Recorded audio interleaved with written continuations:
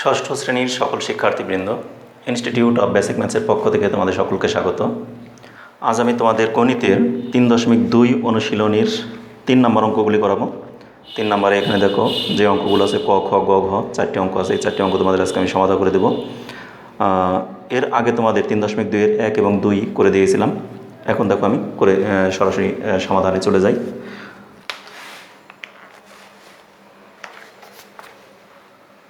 তিন নাম্বার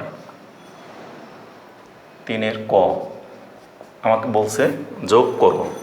তার মানে এখানে কতে আছে 137 এবং -35, এই দুটিকে যোগ করো।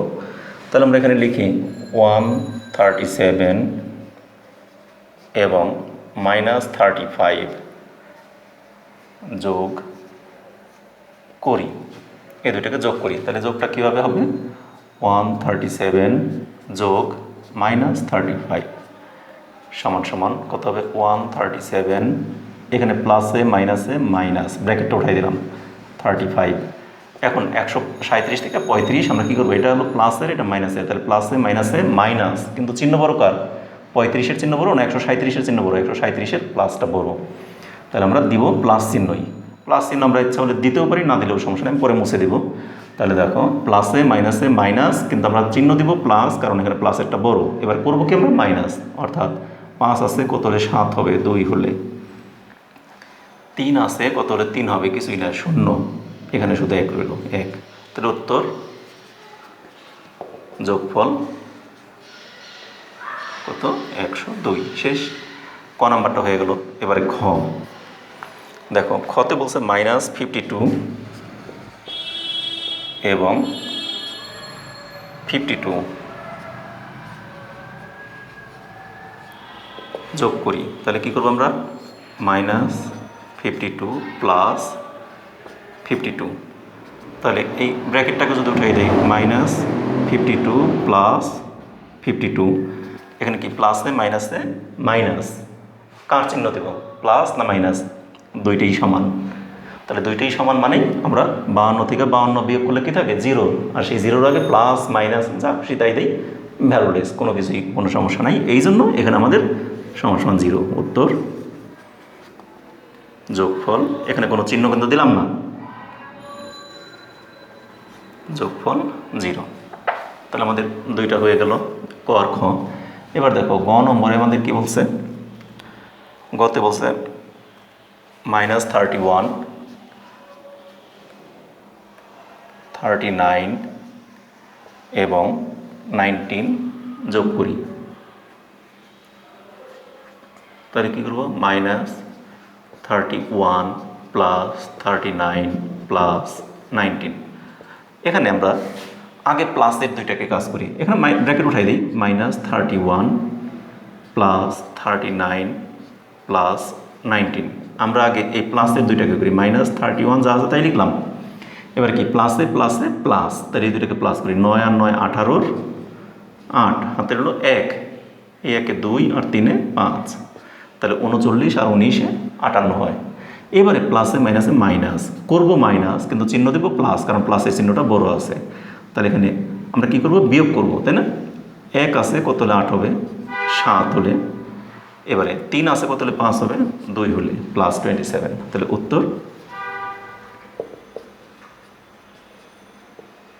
যোগফল 27। শেষ।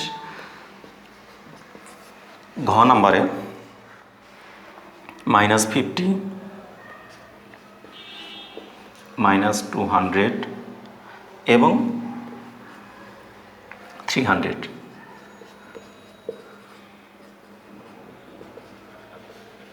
যোগ করি।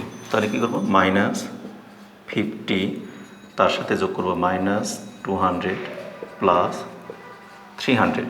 আমরা ব্র্যাকেট উঠাই দিই, তাহলে -50 প্লাসে মাইনাসে -200 প্লাস 300। আমি বলছি কি, ওখানে যেমন দুইটি প্লাসের ছিল, এই জন্য প্লাসেরগুলোকে আগে প্লাস করছি। এখানে দেখো দুইটা মাইনাসের দুইটাকে আগে কাজ করি আমরা, তাহলে কি হয়?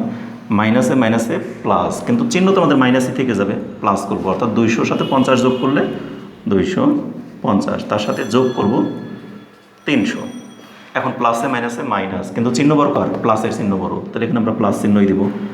তাহলে 300 থেকে 250 বিয়োগ করলে অনলি 50 থাকে। এই প্লাস চিহ্ন আমরা দিলেও দিতে পারি, না দিলেও কোনো সমস্যা নাই। ঠিক আছে, আমি ফার্স্ট এখানে বোঝানোর জন্য দিয়ে দিচ্ছি, তোমরা ইচ্ছা করলে এখানে না দিলেও পারো। আমি দেখো উত্তর লেখার সময় এখানেও প্লাস দিয়ে দিচ্ছি, কিন্তু উত্তর লেখার সময় কিন্তু দেই নেই, কারণ না দিলেও কোনো সমস্যা নেই। উত্তর যোগফল 50 শেষ। তাহলে আমাদের এখানে এই 3 নম্বরে 4টি অঙ্ক ছিল, এই 4টি অঙ্ক তোমাদের আমি সমাধান করে দিলাম। আজ এ পর্যন্তই। এই 4টি অঙ্কই তোমাদের আজকে দেখালাম। তোমরা এগুলিকে সুন্দর করে তুলে নাও অথবা স্ক্রিনশট দিয়ে রাখতে পারো। আগামী ক্লাসে আবার তোমাদের সাথে দেখা হবে। সে পর্যন্ত তোমরা সকলে ভালো থেকো, সুস্থ থেকো এবং নিরাপদে থেকো, এবং আমাদের চ্যানেলের সাথে থাকো। আমাদের চ্যানেলের প্রতিটি ক্লাসকে তোমরা সুন্দর মতো নিয়মতান্ত্রিকভাবে অনুসরণ করো। এবং তোমাদের একটি কথা বলি, আমি তোমাদের কিন্তু দেখবে চ্যানেলে একটি প্লেলিস্ট তৈরি করে দিয়েছি। সেই প্লেলিস্টে তোমাদের এর আগে 1.1 থেকে 1.3 অনুশীলনী পর্যন্ত যে অঙ্কগুলো করানো হয়েছে সেগুলি একটা ফোল্ডারে দেখানো হয়েছে। এরপর তোমাদের ফুল এ পর্যন্ত যতগুলো 42টা ক্লাস করা হলো, 42টি ক্লাসে তোমাদের প্লেলিস্টে এক জায়গায় পাবে। আবার অনুশীলনী 1.1 থেকে 1.3 পর্যন্ত একটা ফোল্ডারে পাবে। এরপর আবার অনুশীলনী এরপরে করা হয়েছে তোমাদের 3.1 থেকে 3.1 করানো হলো, 3.2 করানো হলো, 3.2 এখনও শেষ হয় নাই। এটা শেষ হয়ে গেলে এগুলোকে আবার একটা ফোল্ডারে করে দেবো। অর্থাৎ তোমাদের খুঁজে পাওয়ার জন্য অঙ্কগুলোকে আমি এরকম ফোল্ডার আলাদা আলাদা করে দেবো। অধ্যায় ভিত্তিক এক একটি ফোল্ডার তোমাদের করে দেবো, যেখান থেকে তোমরা ওই প্লেলিস্ট থেকে পড়াগুলোকে ইজিলি খুঁজে বের করে নিতে পারো। তাই ঠিক আছে, তোমরা এভাবেই পড়া চালিয়ে যাও। ধন্যবাদ সকলকে।